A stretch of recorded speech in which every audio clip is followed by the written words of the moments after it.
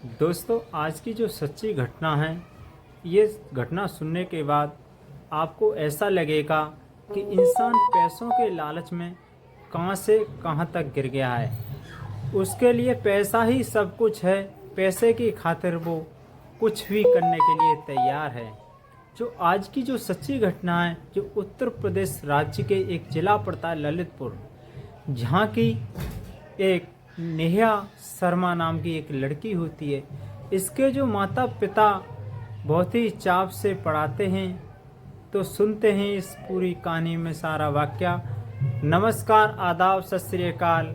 मैं आपका भाई विजय और आप देख रहे हैं हमारे प्रिय यूट्यूब चैनल। अभी तक आपने हमारे चैनल को सब्सक्राइब नहीं किया है तो प्लीज़ जाकर सब्सक्राइब कर दें, वीडियो को लाइक कर दें, इसे ज़्यादा से ज़्यादा शेयर करके सपोर्ट करने का कर हमें प्रोत्साहन करें आने वाली वीडियो, जिससे कि सबसे पहले आपके पास नोटिफिकेशन पहुंच सके। दोस्तों, ये कहानी हम आपको सुना रहे हैं। एक ललितपुर उत्तर प्रदेश का एक ज़िला होता है, जिस लड़की का नाम होता है शर्मा, नेहा शर्मा।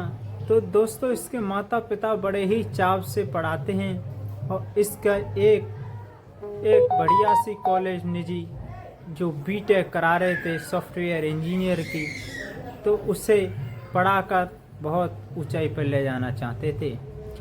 इसी बीच ये बीटेक कर ही रही है, फाइनल ईयर की ये स्टूडेंट होती है। तो दोस्तों, इसका कैंपस सिलेक्शन हो जाता और इसकी जो पैकेज होता है 2,10,000 रुपये महीना प्रति महीना होता है।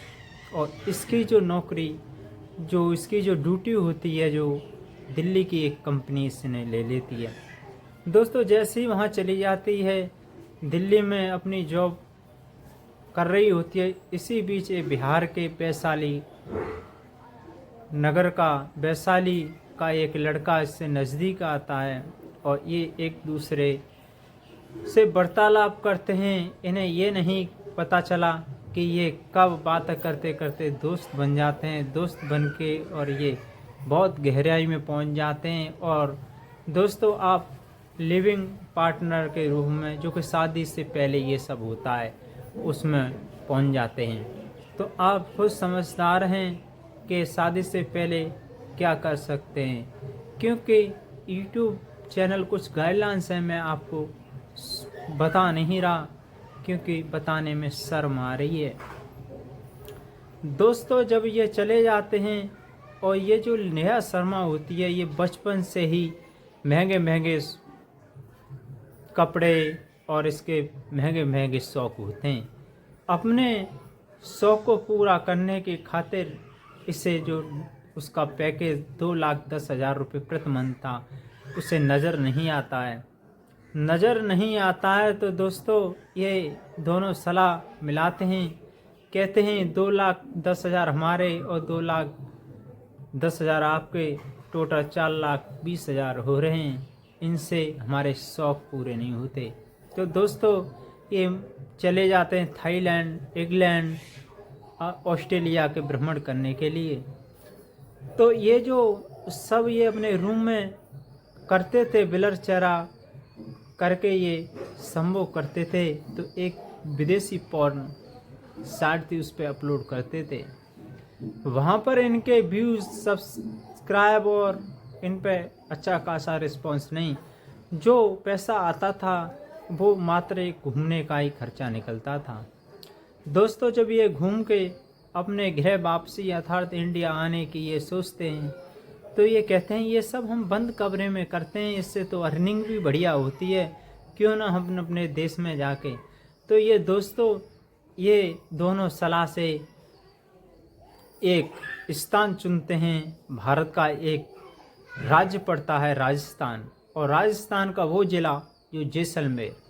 तो वहाँ चले जाते हैं। जो लड़की गाड़ी में होती है और इसका जो दो बॉयफ्रेंड होता है, वो उसका गाड़ी का ड्राइवर होता है। इधर एक 70 साल का बुजुर्ग जो जैसलमेर का होता है, वो बकरियां चरा रहा होता है। तो उससे इशारा दे के बुला देती है और अपने निर्वस्त्र हो जाती है और गंदे गंदे इशारे करती है। इधर उसका जो बॉयफ्रेंड था, ड्राइवर था, वो अपनी शॉर्ट वीडियो बनाता है और उस कार में एक हिडन कैमरा लगा हुआ था, उससे रिकॉर्ड होती है। तो ये दोनों मिक्स करके ये यूट्यूब पर वायरल कर देता है।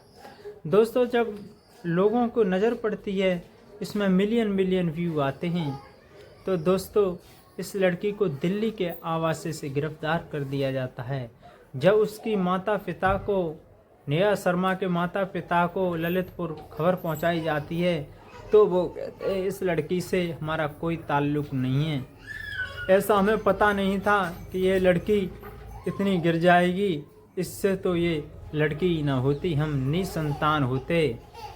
दोस्तों, जब अलग अलग 10 जगह पे फिर छूट के आती है, कुछ दिनों के बाद तो 10 जगह राजस्थान की चयन करती है। इससे पहले पुलिस इन पर नज़र लगाई हुई थी, इन्हें अरेस्ट कर लिया जाता है। दोस्तों, कहते हैं कि पैसे के खातिर इंसान कितना गिर सकता है। आज पैसे को ही सब कुछ समझ रहा है, अपनी असमत को बेचने के लिए तैयार है। दोस्तों, जागरूक रहें, सजग हैं। माता पिता कराना कुछ और चाहते थे, ऊंचाई पे ले जाए, लेकिन लड़की बन गई पॉर्न स्टार। इस कहानी को सुनाने का उद्देश्य किसी की धार्मिक भावना को ठेस पहुंचाना नहीं है, बल्कि जागरूक करना है, अलर्ट करना है कि संस्कार ही सब कुछ धन है।